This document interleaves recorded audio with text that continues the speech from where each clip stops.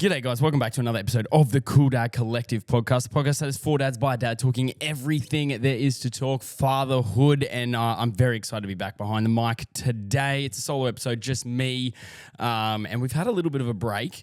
I wouldn't say the break was warranted. It kind of was, right? There was just kind of no choice. As you guys know, parenting happens.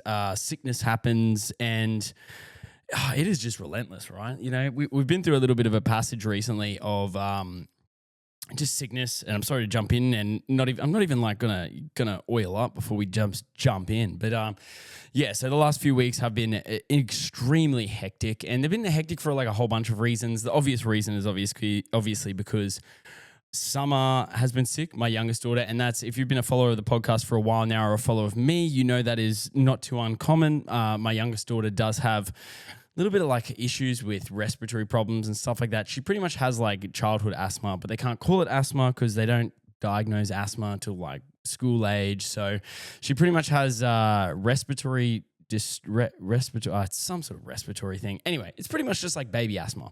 So she has a puffer, and anyway, last year we went through the whole process of making sure she's okay, getting her breathing right. She got put on what's called a preventer, which is like a little purple puffer, and that thing worked wonders. Got us through winter, and then went back to our specialist. And, you know, it's one of those things where like if they're doing pretty well and they've had it for a while, and, you know, they seem to be like having no issues around sickness, that you can sort of wean them off it. And she did really well. She probably went like 6 months without being on the puffer. Now, unfortunately, winter is a thing. And when winter comes around, it's not just the asthma thing with Summer. Like obviously, you know, the asthma thing is a problem, but the asthma like flares up when she gets like regular sickness. So for example, she just had a little bit of the flu, a little bit of a head cold. The flu went through our whole family. It was crazy. Skyla got it. Kia got it.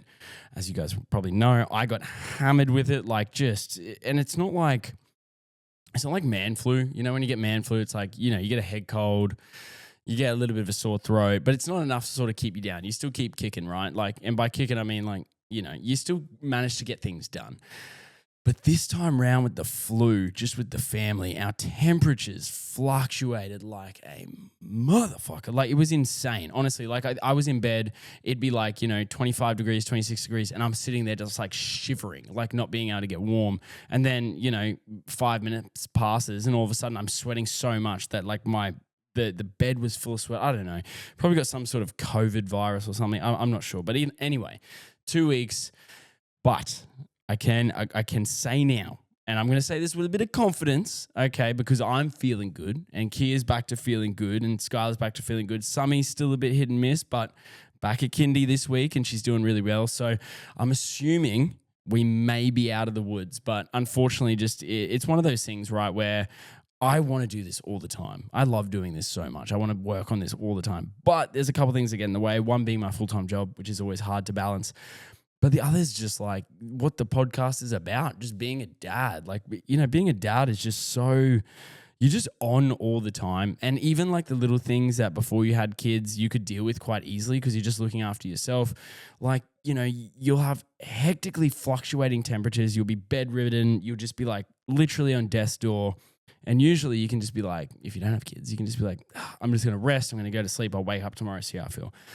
Unfortunately, when you got kids and they're sick, so they're just as sort of grumpy as you are, it's not a fun time because you still got to cook dinner. You still got to do everything around that. And then your other option is like you obviously get takeaway. That's more expensive. So you're going to take a hit on the money if you do. It's all like, I can guarantee you right now as I'm saying these things, you're probably sitting in the car being like, yep, I get it. Oh, I get that. Oh, I'm going into that right now, 100%. We all have the same problems. No matter where when it comes to parenting, doesn't matter how famous you are, how rich you are, how well off you are, how much support you have, you will always have similar problems. And there will always just be little things that you have to sort of, you know, do.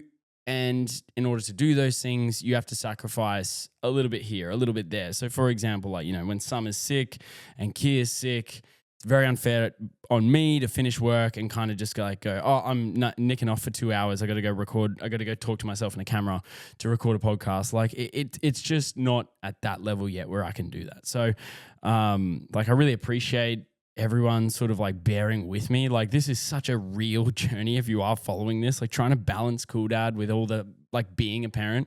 The irony is just screamingly, blaringly crazy. But yeah, no, we're back to normal. We're doing our thing. We're getting back into routine with scheduling content. We're working around content. We're doing as much as I can, and I love it. It's great. I'm playing as much golf as I can, playing lots of football, spending heaps of time with the girls, and just like, I don't know, we're in a bit of a groove at the moment. But you know, the thing that sucks about obviously working really hard and you know, spending so much time with the kids, which is fantastic. I love it. But like, you know, one thing I guess that does in these really busy phases of parenting, one thing that does suck is like, you know, I saw a post recently where it's just like, I miss my wife. Like I miss Kia. I do. And I get to spend every day with her. Like I see her every day. We parent together. It's so much fun, but I miss her. Like I just miss just like hanging out with her, just her. Like I love my kids to death. They're the best. They're the greatest things in my life. But I also love my fiance, and so you know, not being able to spend as much time with her, and we're both sort of on the same page of like, you know, we're sick, we're getting through it, we're working really hard. She's working really hard at her job. You know, we've got to get the girls here, there, and everywhere because they're doing so many activities, and you just feel like even though you're around each other, you're not really around each other, if that makes sense. And I think that's the tough thing, because it's like being with your best friend and not being able to talk to them, or being with the person that you love the most and not being able to like, you know, sit down and just slow down and have a cuddle and do all that sort of stuff. So, you know, like I said, I love, you know, cuddling my kids and making sure they're snug and okay. And when they're sick, they're very cuddly, but I also just miss cuddling my fiance. Jesus Christ. So, you know, oh, how lucky I am to go home to a house where I am missed, I guess, is the main thing. Quoting Winnie the Pooh. But yeah, it's been good. It's been good. But, you know, on that, it's winter. So for those who don't know, winter is football season, soccer season. In Australia, it's soccer season. So obviously I've been playing my social football, which has been fantastic. And of course, Skyla has, you know, tried. We signed Skyla up to football as well. And she was really keen probably before she started. And this is a really good point. I've been listening to a lot of, and probably because of my job too, being a PE teacher, I've been listening to a fair bit of like podcasts recently around kids sport, because Skyla's really in that age now where she's doing a lot of outside school activities. So for example, like in summer, she does swimming, and then she does gymnastics, and now it's winter, so she does dance, and then she does soccer. Now, before I had kids, I always had the thought of like, my kids are 100% going to play soccer. I've played soccer since I was like 4 years old, football, and I love it. I've played it forever. I'm just obsessed with the game as well. And of course, you really want your kid to be obsessed with the same thing you are. Now, obviously, when we had girls, and I'm not saying this as like you know, girls don't play football, but I knew if I had boys, it would probably be easier, like kind of on the table, because it's like what most of the boys do. Whereas for Skyla, a lot of her friends don't really do like soccer, right? A lot of it, like she has a lot of friends that play soccer, but like, you know, not all of them. And it's something where I guess you get those early stages when you put your kids in activities where you want them to find their thing, right? And I'll get to that soon around Skyla finding her thing. But one thing I think I'm getting out of the fact that I've got her in soccer is she fucking hates soccer. Like if I just paint the picture really, really clearly, she hates it. Like I can tell she hates it. I get it. It's not like I'm not offended by it, but I know it's just not her thing. Like she goes out there, she plays, and like I coach her team, so she loves spending time with me. But I watch her and she just doesn't have that same spark that she might have for the other things that she's really involved in. And I'm kind of getting to that point now where I understand this will probably be her first and last season of soccer, which is totally fine. Now, the thing that I wanted to talk about is, I guess, when your kid is playing a sport or doing an activity that you can see that they're not interested in it, but they've signed up for the season, right? And, you know, it is a really, really tough conversation to have with your kids, because for them, they've tried something and they don't like it. So their thought process is, and it's completely valid, their process is, I've tried it, I don't like it, can I stop playing it? Now, here's where it's sort of like, I guess the parenting comes involved, because you've got two options in that regard, right? And I'm obviously going to take the harder option. One, because I decided to coach the team, but two, because I think it's important. And I think this is something that we might not do, or maybe we sort of like, I guess tend to drift away from, is if your kid signs up for something. So for example, they've said, I want to do this. And you say, yep, that's no dramas. But you got to remember the season is this long and you have to commit to the season.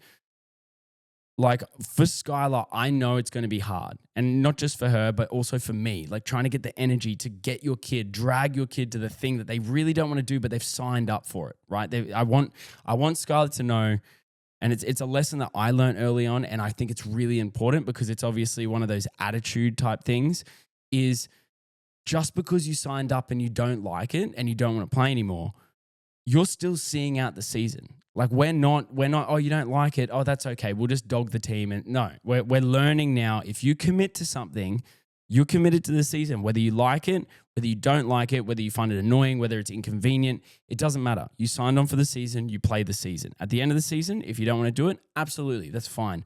But you see yourself through to the season. And I will say this, okay, because there are a lot of parents, and I'm not going to judge the parents by this. I'm just saying, like, don't not do something because it's hard, because these are the lessons that like help your kid in the future. Like, I know it doesn't seem like it at the moment, but there's going to be a time where your kid signs up for something and you've got to get them to stick it out. You know, school's not easy. You got to stick it out. Life is not easy. You got to stick it out. You got to you can't just go, I'm out, I'm done. I don't know. And it starts here. It starts in sport. It starts in activities. It starts in dance. It starts in gymnastics. It starts in whatever sport or activity your kid is in. So like, I urge you, and this is coming from a teacher as well, I know it is going to be hard. I know it sucks. I sit here every Tuesday afternoon. I pick Skyla up. She goes, is training still on? I was like, yes, darling, it's beautiful. Sunny sky. Of course, training's still on. Daddy's a coach. We got to go. She hates it every single time. But every single time I make her get herself ready. No, you committed to the team. We got to go. And like more often than not, she does have a good time, right? But there are those times that, you know, she cries. She doesn't like it, right? And it's just like, it's one of those things where she doesn't realize it's a lesson. And I know it's a lesson. I know there's a lesson in there. So I'm trying to keep myself to it because it's hard. Like I said, it's a struggle for me too. So I'm making her see out the season. Whether she hates it so much, like I'm making her see it out because I know this is a good lesson for her. I know this is an important lesson for her. If she's going to work in, you know, collaborative environments, she needs to know if you put your name down for something and you sign up as part of a team, you got to see it through. You have to see it through. Same thing. She started ballet. I don't think she realized what ballet was. Okay, so one example for ballet, okay? Ballet is very rigid. And that's part of it that I like. Like it is a very disciplined art form. Do I like it? I think it's boring as fuck. I'm sorry if you're a ballet person. That's like more power to you. Boring as shit. I have to take it to Thursday afternoons. I'm going to take it to ballet.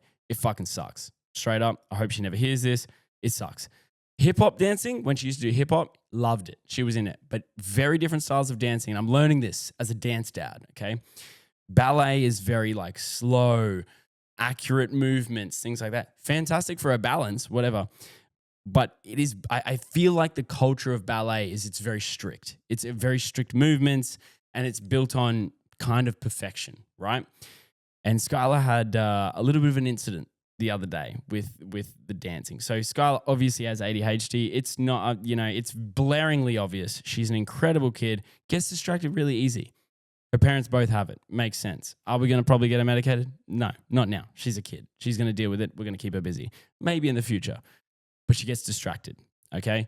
Now, she never gets distracted in like a rude way. Like, it's not one of those things that she'll go and distract everything, but there might be something in the window and she's getting explained what she has to do and her head just gradually goes towards the window. And all of a sudden it's, oh, yeah, we're back here. And then once again, it goes again, just like her dad. It's my fault, my genetics, whatever. Now, at the end of the lesson, the teacher got out some lollies and I loved this as a parent, just quietly. You may fucking think this is a dick move, but I don't care because this is life. This is a life lesson. When your kids grow up and they get in the big bad world, like life doesn't give you many favors. So you kind of just have to build up thick skin. So Skyla they got the group in of all the little preps that are doing ballet, and two of the girls, who fair play, they did really well during the lesson, got lollies. And now here's the thing that I loved, because you should only get a lolly if you did the right thing. And Skyla, unfortunately, I had to have this conversation. I know she was getting distracted. I know sometimes she can't help it. But unfortunately, the right thing to do would be to listen and then perform the action. She didn't, so she didn't get the lolly. And she looked at me like, why the fuck did I not get a lolly? And I looked at her and said, Dal, your teacher had to redirect you like 5 times, sweetie. You need to listen, right? And yeah, I know, bit of a dick move, but that's life, right? Like, we can't all just sort of sit around with cotton buds and be like, oh, it's okay, I'll give you some lolly. No, you didn't get the job done. You don't get the lolly. And it was a big thing for her, and we had a chat in the car about it. She did really well. But it was one of those eye-opening moments, I guess, for her around like, do I even like doing this? Like, you know what I mean? So, but once again, it's one of those things. She's got a recital coming up. It's in 3 weeks. She's like keen for it, obviously way keener than football. But I know there's times on a Thursday afternoon where she's kind of just like, can we just go home? No. You said you wanted to do dance. I've paid for dance. We're sitting here and dance. If I have to sit here, you're doing it. That's the way it goes. That's parenting. I know it's hard. I know it sucks, but I promise you, you need to learn to do hard things. You need to learn to be gritty and tough it out sometimes. Not all the time. Sometimes it's important to learn that, because, like I said, that is life. That's the way life works. We're trying to get our kids ready to be functioning members of society. We're probably not going to do that if every time they try something new and they stick it out, we just keep giving them lollies. If you didn't do a good job, unfortunately, that's life. And I know some people will probably disagree with that, and that is completely fine. That is all right. But I'm just saying, from the other end, I see it. I can tell when I'm in class and I put something challenging, I give a challenge to the students. I always know which parents just let the kids quit. I always know. It's so blaringly obvious when you put up a challenge. They go, that's too hard. I don't want to do it. So, okay, we're going to have a really tough next 50, 60 years if that's your attitude. You're going to have to stick it out, right? So do your kids the favor, okay? Because the thing about being a parent too, and I've said this before with the football, is it is so much easier. If they don't like to do something for you as a parent, it is so much easier for you just to take them out of that thing. Just take them out. They want to complain about it. I don't want to deal with complaining. Take them out. No, because that it comes onto you too. It's a tough thing for you to deal with as a parent. And if your kids are seeing you do hard things and you excelling in hard things or just sticking it out, they're going to do the same thing. You are the person that they learn from, right? If you're a bit of a pussy, sorry, excuse my age, but if you're a bit of a pussy, there's a chance that your kid's probably going to be a bit of a pussy, right? So there's times where we have to challenge ourselves so our kids see us being challenged so they're okay to challenge themselves as well. You are the role model, right? 100%. Okay, sorry to get that one off my chest, but when I see kids say, I don't want to do this, and the parents just fully just coddle like straight in, and I know there are so many different reasons. Okay, I understand. I'm not blanketing like whatever your circumstances are, but if your circumstances are, my kid just doesn't like this anymore and they've committed, but I don't really want to deal with this, so I'm going to pull them out. Don't do that. Don't do that. Just stick it out. You're an adult. You can deal with it. They're the kids. They're the ones that are probably going to having a worse time. So yeah, that's one thing I think I've learned as I've gotten older too. There are times where I think it's important to listen to how your kids feel. And then there are times where you need to listen and then build them back up and get them off again, right? Like there's times where it is understandable that they, like if they got hurt or something like that, and there's some reasoning why they don't want to get back into it straight away. But if their reasoning is they just don't like it anymore, but they've committed, just do it. Just do it. Oh, anyway, I think I want to kick on to like a bit of a dad win because I love dad wins. We all love dad wins. And my dad win I think it's a relatable one because it's nothing fancy. It's nothing crazy. As I said at the start of the podcast, it's been a fucking wild ride the last 2 weeks. Like just dealing with the sickness, the ongoing to-do list, the never-ending washing in Brisbane. Like, I don't know where you're listening from, but if you're listening in Brisbane, you'll know the weather's been fucked. So I always allow myself to have like a first world whinge. And my first world whinge this week, is I am so over my clothes on the washing line not drying in time. It throws out the whole order of when I'm doing things. It throws out everything. Everything gets thrown out if I can't get my daily washing, and it's on a cycle anyway, right? So my dad win this week. After dealing with all that stuff, my dad win is literally, and this is, I wanted you to take this on board as well. My dad win this week is surviving. I survived. The last 2 weeks, I was sick as hell. We had so many events on, keeping up the podcast, keeping up work, making sure I'm a present dad, making all that stuff. I was just putting it down every day, exhausted, getting to the end of the day, exhausted, and I got through it. I survived. Did I thrive? Fuck no, dude. I barely made it. Barely made it through those 2 weeks, but I made it. And that's the win. That's as simple as a dad win needs to be. Right?